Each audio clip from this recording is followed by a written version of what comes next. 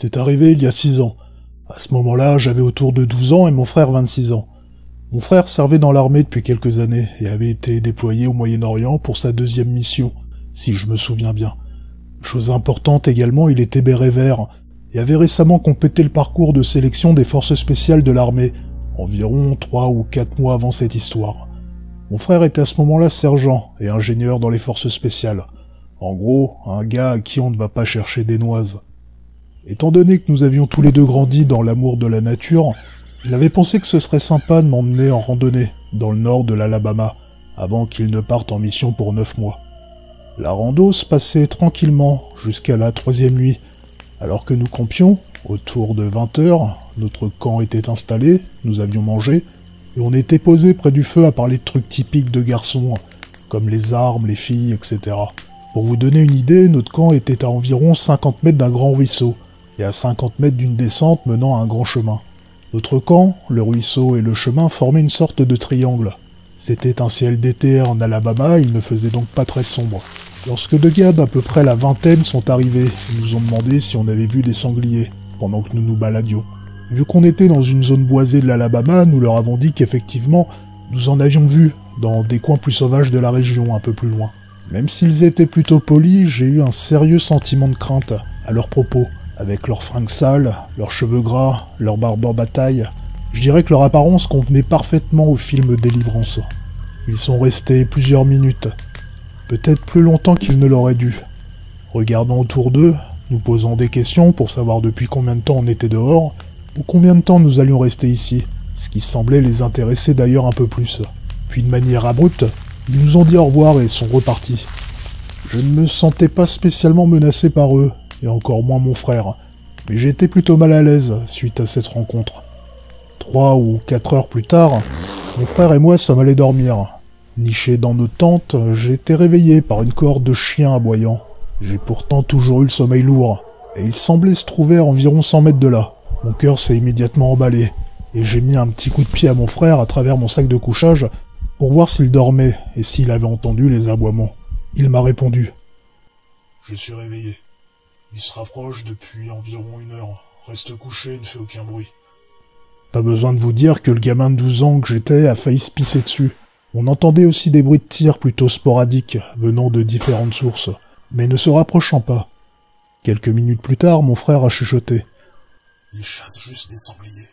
Ils utilisent les chiens pour les repérer, et ensuite ils leur tirent dessus. » Cela m'a un peu rassuré, mais pas suffisamment. J'ai tenté malgré tout de m'endormir. Le truc, c'est que selon mon frère, chasser comme cela la nuit aurait dû nous alerter. Mais ça, il ne me l'a dit que plus tard. Je pense qu'il cherchait à ce que je reste calme. Encore probablement 3 heures plus tard, autour de 2 heures du mat', j'avais réussi à plutôt bien m'endormir, après avoir entendu les chasseurs de sangliers la première fois. Alors que je me réveillais, mon frère m'a serré fermement l'épaule et m'a dit « Lève-toi, mets vite tes chaussures, et suis-moi le plus silencieusement possible. » Mon cœur s'est emballé lorsque j'ai entendu une nouvelle fois les voix et les aboiements, de manière plus distante mais toujours distinctement. Je n'ai posé aucune question. J'ai fait ce qu'il m'a dit, et aussitôt sorti de la tente, il m'a dit de monter sur son dos, ce qui était une promenade de santé pour lui, surtout après avoir marché avec des sacs et Dieu sait de combien de kilos dans l'armée. On s'est faufilé pendant environ 50 mètres dans les bois, vers la jonction entre le ruisseau et le chemin, et avons rampé à l'intérieur de buissons. C'était une petite colline. Nous avions donc une très bonne vue sur notre campement. Je me rappelle encore, alors que je rampais, à quel point j'étais essoufflé, et à quel point mon frère était calme, alors que j'avais entendu le son parfaitement reconnaissable d'une arme se charger. En regardant, j'ai vu mon frère avec un pistolet, un HK-USP. Il observait notre campement et les environs. C'est au moment où j'allais chuchoter qu'il a mis sa main sur ma bouche et a pointé notre campement. Le groupe de chasseurs s'est approché méthodiquement de notre campement, et au bout de 30 minutes, ils l'ont atteint. Ils étaient 5 avec 3 ou 4 chiens. Ils avaient tous l'air relativement jeunes, mais 2 d'entre eux avaient un fusil de chasse. Les chiens étaient fous, ils avaient sans doute senti nos odeurs. Pour ceux qui ont l'habitude de faire de la randonnée et de camper, chacun sait qu'un groupe de gars se pointant au milieu de la nuit sur un camp, avec des chiens et des armes, n'a sûrement pas de bonnes intentions. Je le savais, et mon frère le savait aussi. J'étais terrorisé, et je n'arrivais pas à entendre ce qu'il disait. Ils se sont attardés pendant au moins 20 minutes, éclairant les alentours avec leurs torches, se parlant entre eux, lorsque mon frère a rapproché sa bouche de mon oreille et m'a dit « S'ils arrivent vers nous, je veux que tu te tournes et que tu cours aussi vite que tu peux. Ne t'arrête pas, ne regarde pas derrière toi, reste en dehors du sentier et regarde la lumière de la lampe torche. » Je savais que je pouvais le faire, puisqu'il m'avait appris à me déplacer et à me repérer dans la nature. Ensuite, il m'a donné une lampe torche et m'a demandé de ne pas désactiver le filtre rouge.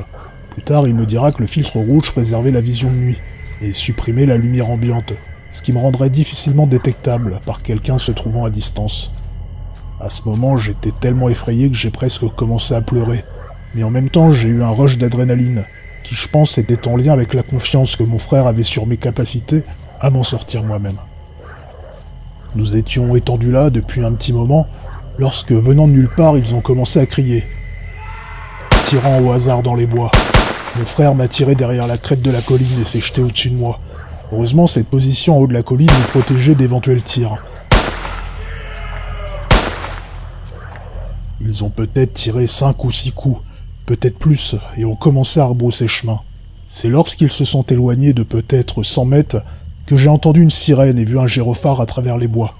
Il s'est avéré que mon frère avait contacté le bureau des services forestiers avec un téléphone satellite alors que je dormais. Ils ont envoyé une patrouille en direction de notre zone. Seulement, la région fait 11 000 hectares. Ils ont donc mis un certain temps pour nous rejoindre à partir des chemins de terre. Lorsque nous avons vu la voiture des gardes forestiers, mon frère s'est signalé avec sa lampe torche et a pointé la direction où étaient partis les chasseurs de la même manière. La voiture est partie dans cette direction, projecteur allumé. Dès qu'ils sont partis, nous sommes revenus sur le camp et avons emballé tout notre bordel le plus vite possible. Et avons attendu le retour de la voiture des gardes forestiers qui nous a récupérés et ramenés à l'entrée de la zone. Sur le trajet, mon frère m'a félicité d'avoir été aussi brave et il m'a proposé d'en parler aux parents. Je lui ai demandé de ne rien dire, sinon les parents n'allaient plus jamais vouloir que j'aille camper. Seulement, nous n'avons jamais eu d'informations concrètes sur ce qui était arrivé aux chasseurs que nous avons rencontrés.